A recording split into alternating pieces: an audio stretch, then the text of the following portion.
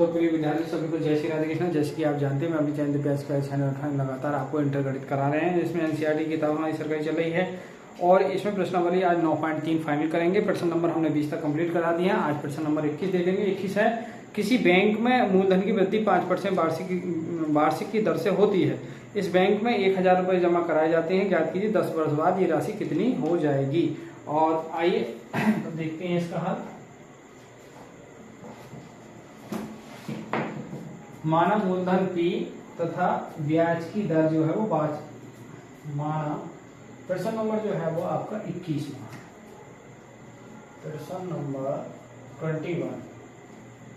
तो माना मूलधन P तथा वार्षिक ब्याज की दर 5% है, तो मूलधन में वृद्धि। देखिए इसका हल करेंगे। मूलधन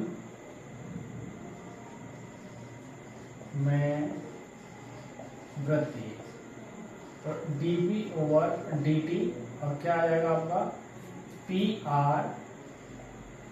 का r%। तो यहाँ से dp ओवर dt बराबर p और r की जगह कितना है 5/100। अब देखिए हम क्या करेंगे, इधर dp ओवर p और यहाँ से 5/100 और क्या आ जाएगा हमारा dt। समाकलन करेंगे तो dp ओवर p और 5/100 तो बाहर आ जाएगा इंटीग्रेशन dt प्लस c। तो यहाँ से 5t/100 और प्लस सी समीकरण ये हो जाएगा हमारा log p। इसको हम log c कह दो, log of c। log c है तो log c को हम इधर लाएंगे तो log p minus log c बराबर 5 से 4 कट जाएंगे तो क्या आएगा t/20। तो ये आ जाएगा log के नियम से log p/c बराबर t/20। अब देखिए log के नियम अगर log हटाएंगे तो क्या आएगा p/c बराबर e की पावर t/20। अच्छा c बराबर में पहुंचेगा p बराबर c e की पावर 20 से भाग करेंगे। देखिए पॉइंट लगा के आपके 10 हो जाएंगे, 0 लगाएंगे तो और 10 के 100 हो जाएंगे, 20 पंजे 100 e की पावर। ये समीकरण 1 कह देंगे। अब वो कह रहा है यदि t बराबर 0 हो तब शुरुआत में आपने कितना है, तब p का मान कितना है 1000 रुपये जमा कराए। तो रखेंगे यहाँ 1000 बराबर c e की पावर 0 हो जाएगा। तो कुल मिला के c की वैल्यू जो है वो 1000 आ जाएगी। तो 1000 बराबर c समीकरण। अब c का जो मान है उठा के समीकरण 1 में रखेंगे तो p बराबर क्या हो जाएगा आपका 1000 और e की पावर 0.05 t। अब वो कह रहा है यदि कंडीशन कह रहा है यदि t बराबर 10 वर्ष तब p का मान जो है वो कितना होगा, ये पूछा है उसमें। तो आइए थोड़ा सा इधर देखते हैं। p बराबर 1000 और e की पावर जो है वो 0.05 t की जगह 10। तो 1000 p का गुणा करेंगे इसका तो 0. मतलब 0.1 के बाद सरक जाएगा तो 0.5 बचेगा। 50 हो जाएंगे ना तो 0.2 के बाद लग जाएगा। तो अब इसका मान दे रखा है इन्हें 1000, इसका मान दे रखा है 1.68। अब गुणा करेंगे तो 1648 3 के बाद पॉइंट लगा देंगे तो 1648 रुपये 10 वर्ष बाद हो जाएंगे। तो ये मूलधन होगा भाई वो 10 वर्ष बाद जो है वो 1648 रुपये हो जाएंगे। तो इस प्रकार ये क्वेश्चन जो है हमारा वो कंप्लीट हो चुका है। कि इसमें आइए बढ़ते हैं क्वेश्चन नंबर 22 की।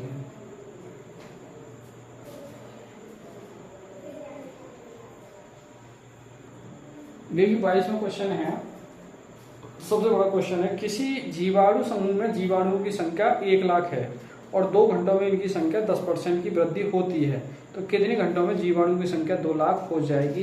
यदि कितने समय में, यही टाइम पूछेगा। यदि जीवाणुओं की वृद्धि की दर उनके उपस्थित संख्या के अनुक्रमानुपाती, वृद्धि की दर उनके उपस्थित संख्या के अनुक्रमानुपाती है।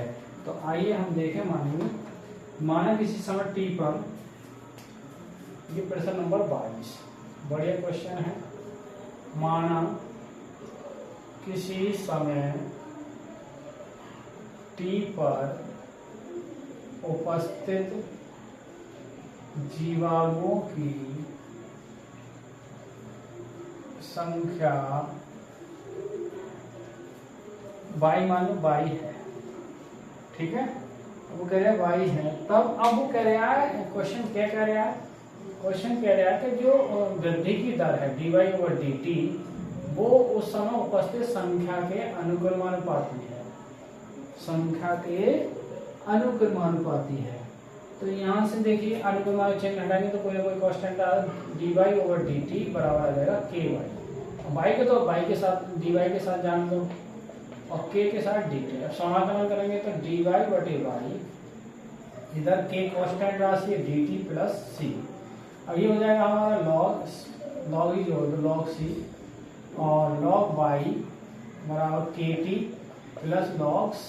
c इधर लाएंगे तो log y चाहे या c का मान c रहने दो, चलो हटाओ c रहने दो log y, ये समीकरण 1 है। अब वो कह रहे हैं यदि शुरुआत में t बराबर 0 हो तब y की जगह क्या है y0, वही उन्होंने देखा है y0, तो यहाँ रखेंगे तो क्या हो जाएगा log y0 kt का मान 0 प्लस c। तो यहाँ से जो c की वैल्यू आ जाएगी वो क्या आ जाएगी log y0। ये मान समीकरण 1 में रखेंगे, समीकरण 1 से तो log y बराबर kt और प्लस log y0। तो भैया ये मान इधर लाएंगे तो log y minus log y0 बराबर kt। तो log के नियम से y/y0 बराबर kt। और यहाँ से अगर हटाएंगे, देखिए हमें चाहिए किसका मान, क्वेश्चन कह रहा है, अब वो कह रहे हैं मान रखेंगे। देखिए वृद्धि की दर, क्वेश्चन कह रहा है कि इसमें 2 घंटों में इनकी जो संख्या में 10% की वृद्धि हो जाती है, 2 घंटों में संख्या में 10% की वृद्धि। इसे समीकरण 2 क्या लिखा आपने, देखिए अब आप लिखोगे 2 घंटों में जीवाणुओं की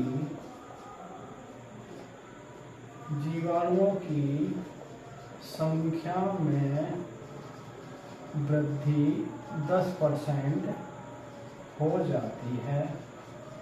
अतः वही कितनी होगी, देखिए वही y बराबर y0 तो थी और y0 का 10%, परसेंट मतलब 100, तो 0 कैंसिल होगा, 10 का एलसीएम डालेगा तो ये कुल मिलाकर 11/0/10 आ जाएगा। ये अब ये मान उठा के हम यहाँ रखें, यानी y/y0 को निकाल लो डायरेक्ट, तो ये हो जाएगा 11/10, ये बात आ जाए 3। ये मान यहाँ रखेंगे तो कितने घंटों में, t बराबर 2 घंटों में। तो यानी फाइनल वैल्यू क्या आएगी देखिए अभी, तो यहाँ से आ जाएगा log ऑफ, अब y/y0 की जगह हम क्या रख देंगे 11/10 और k और t का मान कितना है 2 घंटों में। तो यहाँ से k की वैल्यू आ जाएगी 1/2 log 11/10, ये बात आई 4। अब आगे क्वेश्चन क्या दिया है, देखिए अब ये k का मान जो है, ये k का मान समीकरण 2 में रखो, समीकरण 4 से। आइए थोड़ा सा इसे रफ करना पड़ेगा।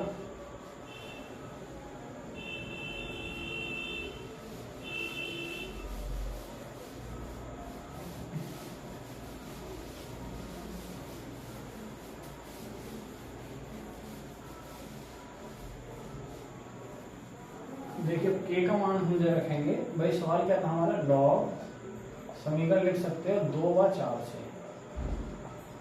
तो log y/y0 और यहाँ से k का मान आ जाएगा 1, वही k का मान आ जाएगा 1/2 log 11/10 t। अब वो कह रहा है यदि y बराबर कितने हैं, भाई क्वेश्चन कह रहा है शुरुआत में कि t समय, माने t समय में 1 लाख से 2 लाख हो जाती है, माना t समय में जीवाणुओं की संख्या 1 लाख से 2 लाख हो जाती है,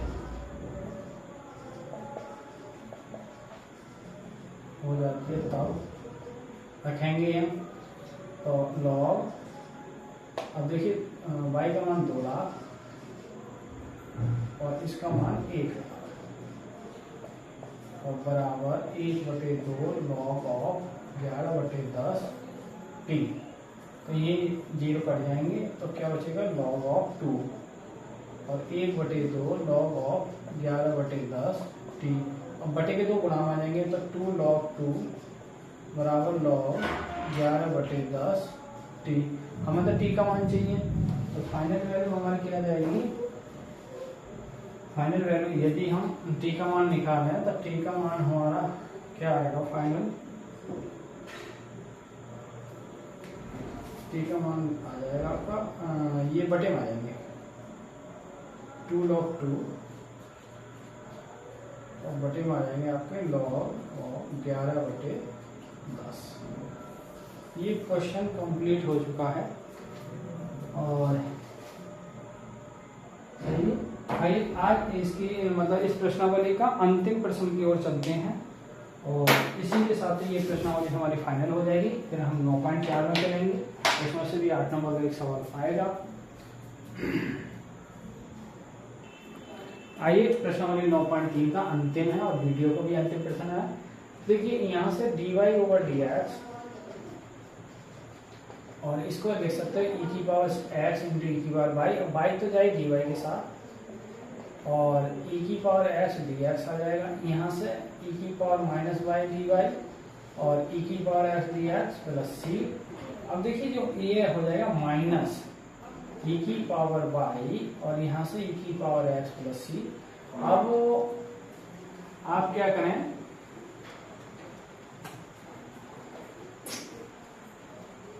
या फिर ये आप माइनस इधर फेंक दें हम, तो कुल मिला के e⁻x प्लस e⁻y और माइनस की कर दो c, ये डैश कर दो इसे, फिर e⁻x प्लस e⁻−y बराबर c।